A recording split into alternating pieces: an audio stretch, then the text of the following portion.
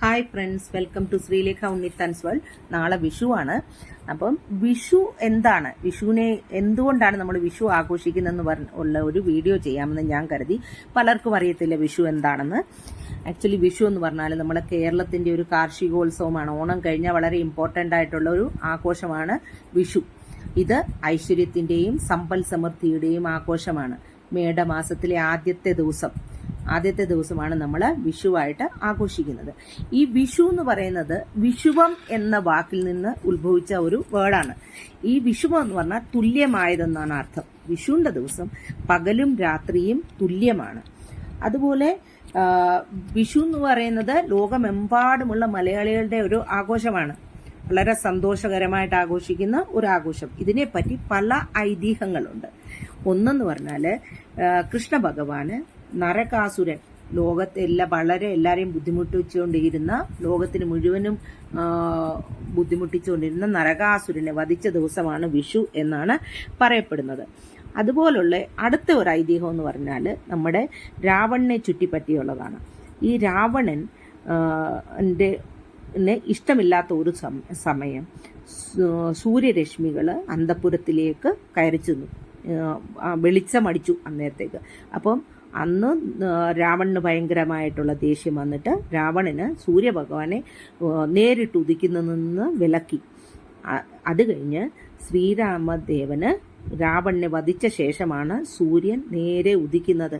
അപ്പം ലങ്കാവാസികളെല്ലാം വളരെ സന്തോഷിച്ച് ആഘോഷിച്ചു. ആ ദിവസമാണ് വിഷു എന്ന് പറയുന്നുണ്ട്. ഇനി വിഷുവിന്റെ ദിവസം എന്ന് പറഞ്ഞാൽ നമ്മൾ ആദ്യമേ വിഷുക്കണി ഒരുക്കും. വിഷുക്കണി രാവിലെ പ്രായമായ ആളുകൾ നമ്മളെ ചെറിയ ആളുകളെ എല്ലാം വിളിച്ചുകൊണ്ട് പോയിട്ട് വിഷുക്കണി കാണിച്ചിട്ട് വിഷുക്കൈ നീട്ടം കൊടുക്കും. അതുപോലെ തന്നെ വിഷുക്കണി കണ്ടു കഴിഞ്ഞാൽ സ്വന്തം മുഖം കണ്ണാടി കാണണമെന്നുള്ളതാണ്. സാധാരണ വിഷുക്കണി ഒരുക്കുമ്പോൾ നമ്മൾ പുതിയ വസ്ത്രങ്ങൾ എന്തെങ്കിലും വെക്കും, പിന്നെ സ്വർണം വെക്കും, പൈസ വെക്കും. അതുപോലെ തന്നെ അരിയും നെല്ല്, അതിൻ്റെ പുറത്തായിട്ട് ചക്ക, മാങ്ങ, അതുപോലെ തന്നെ കണിവെള്ളരി, അതുപോലെ തേങ്ങ, മുക്കണ്ണൻ തേങ്ങ വെക്കും. അതുപോലെ ഏറ്റവും ഇമ്പോർട്ടൻ്റ് ആയിട്ടുള്ളത് എന്ന് പറയുന്നത് നമ്മുടെ കൊന്നപ്പൂവ് വെക്കും. ഈ കൊന്നപ്പൂവ് വിഷുവിനോട് ബന്ധപ്പെട്ടുള്ളതിന്, കൊന്നപ്പൂവ് വെക്കുന്നതിന് ഒരു കഥയുണ്ട്. ഒരു ബാലനുണ്ടായിരുന്നു. ആ ബാലന്റെ വീടിൻ്റെ അടുത്ത് ഒരു കൃഷ്ണന്റെ അമ്പലമുണ്ട്, കൃഷ്ണ ഭഗവാന്റെ അമ്പലമുണ്ട്. അപ്പോൾ ഈ ബാലൻ വളരെ ഭക്തനാണ് കൃഷ്ണ ഭഗവാന്റെ. അപ്പോൾ ആ ബാലന് ഏറ്റവും വലിയ ആഗ്രഹം എന്തായിരുന്നു എന്ന് വെച്ചാൽ, ഒരു ദിവസം കൃഷ്ണ ഭഗവാനെ ഉണ്ണിക്കണ്ണന്റെ രൂപത്തിൽ കാണണം, അതുപോലെ ആ ഉണ്ണിക്കണ്ണന്റെ കൂടെ കളിക്കണം, അങ്ങനെയുള്ള ആഗ്രഹമായിരുന്നു. അപ്പം ഈ ബാലന്റെ ഭക്തി കണ്ട് ഒരു ദിവസം ഭഗവാന് ഉണ്ണിക്കണ്ണന്റെ വേഷം ധരിച്ച് ഈ ബാലന്റെ അടുക്കലെത്തി അവര് ഒന്നിച്ച് കളിച്ചെല്ലാം കഴിഞ്ഞിട്ട് ഈ ബാലനോട് ഭഗവാൻ ചോദിച്ചു, നിനക്ക് എന്താണ് ആഗ്രഹം?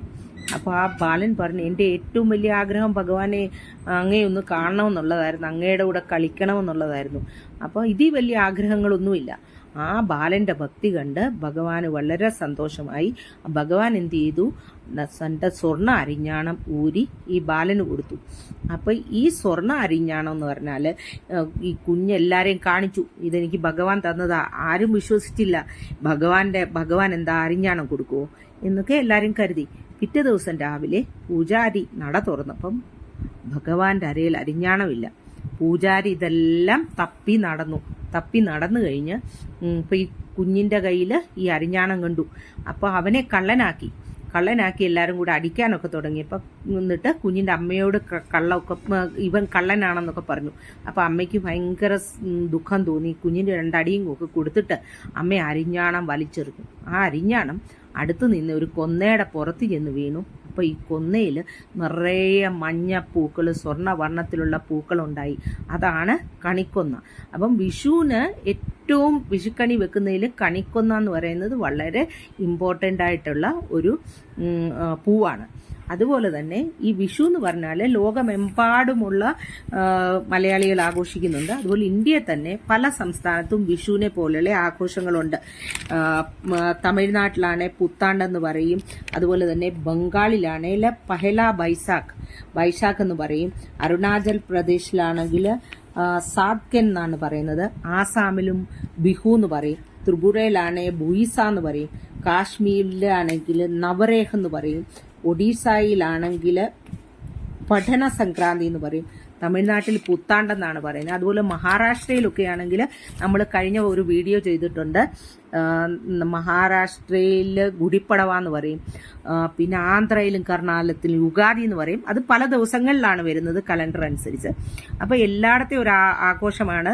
അത് വസന്തകാലത്തിന്റെ ആരംഭമാണ്. ചൈത്രമാസത്തിലെ ആദ്യത്തെ ദിവസം അല്ലെ വൈശാഖ മാസത്തിന്റെ ആദ്യത്തെ ദിവസമാണ്.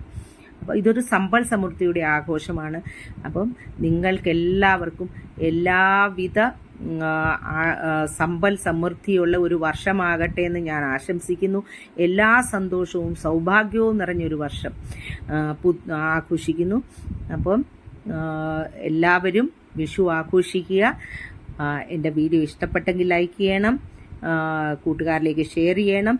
അതുപോലെ തന്നെ എൻ്റെ ചാനൽ സബ്സ്ക്രൈബ് ചെയ്യാത്തവരുണ്ടെങ്കിൽ സബ്സ്ക്രൈബ് ചെയ്യണം. Happy Vishu to all of you. Thank you so much.